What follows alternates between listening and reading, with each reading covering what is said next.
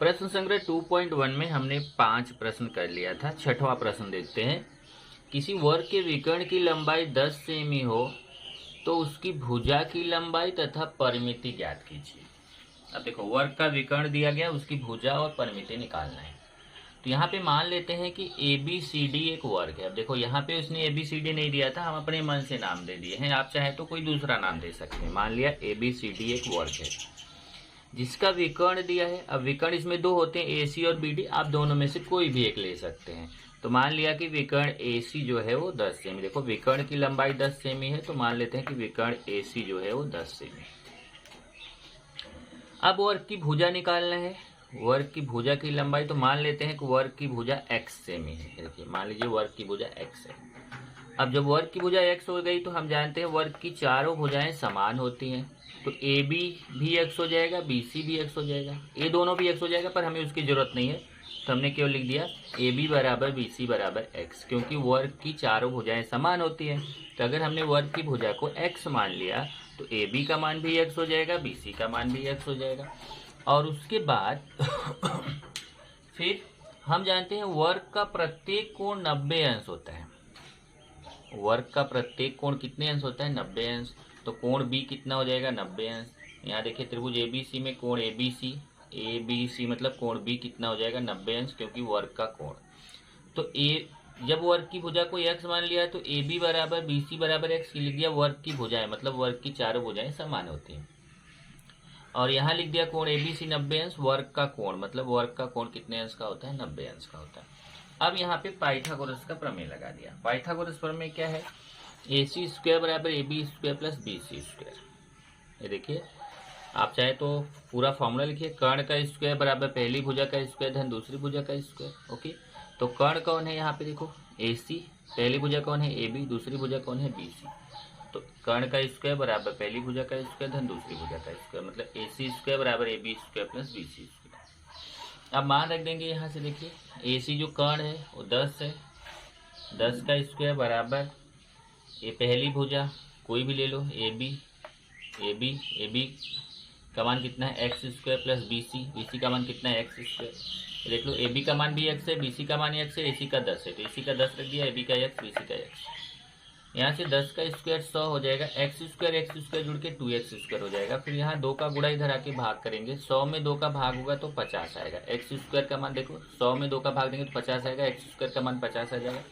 अब स्क्वायर हटाना है तो वर्गमूल ले लेंगे। यहाँ से स्क्वायर हट जाएगा और ये 50 कैडी में चला जाएगा। 50 के छोटे छोटे भाग करेंगे तो 5 गुणे 5 गुणे 2, देखो 5 पचे 25 दूना 50। अब एक 5 की जोड़ी बन गई तो बाहर हो गया, 2 की जोड़ी नहीं बनी तो अंदर रह गया। इस तरीके से 50 का वर्गमूल हो जाता है 5 कैडी में 2। x का मान 5 कैडी में 2 आ गया।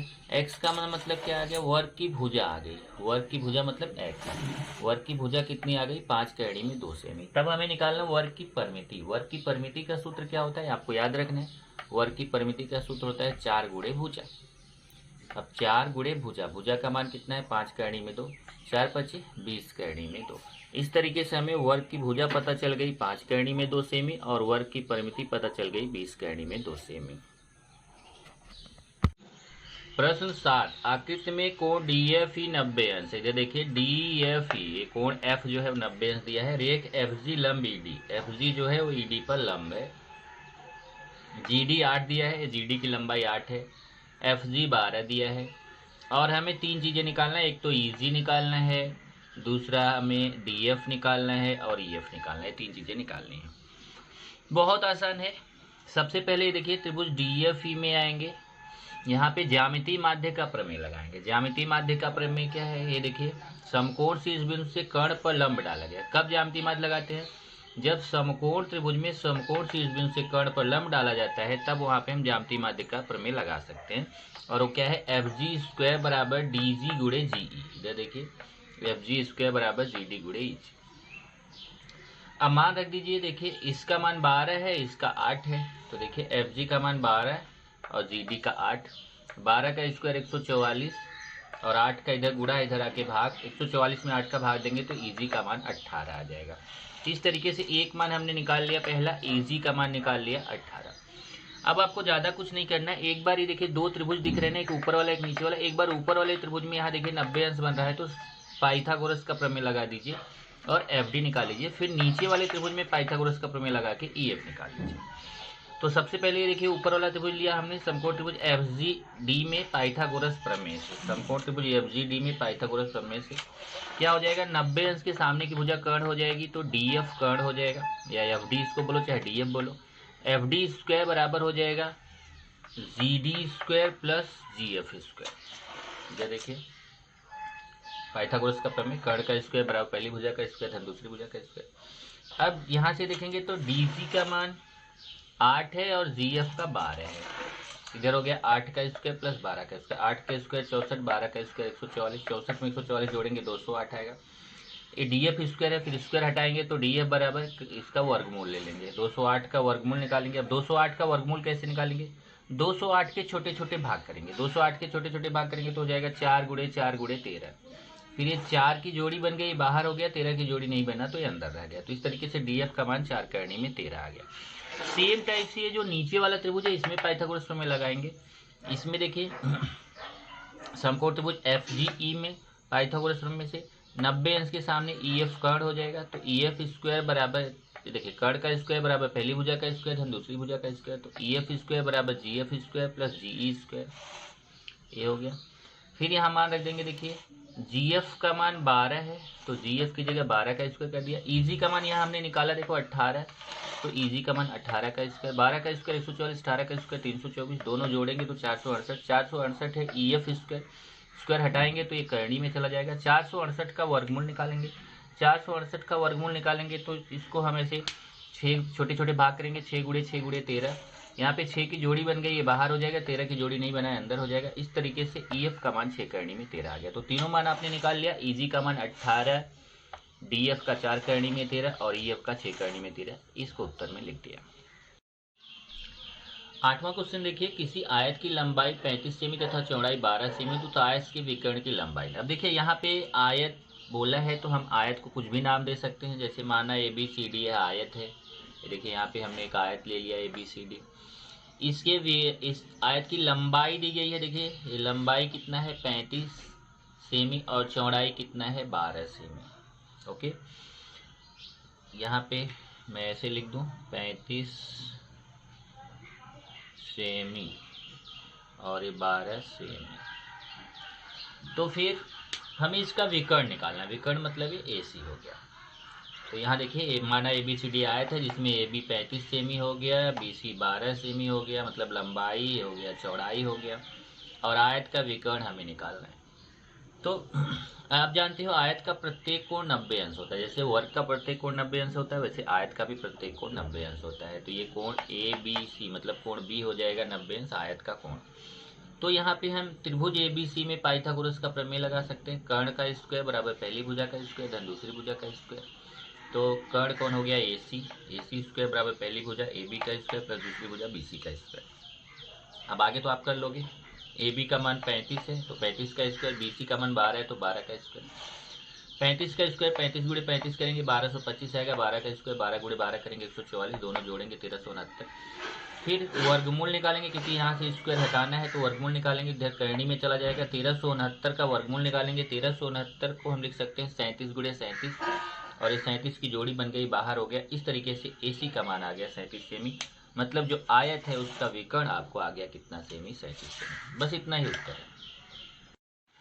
9वां प्रश्न सिद्ध करने वाला है, आकृति में एम या भुजा QR का मध्य बिंदु है, कोण PRQ बराबर 90 अंश, तो सिद्ध करो कि PQ स्क्वायर बराबर 4PM square minus 3PR square.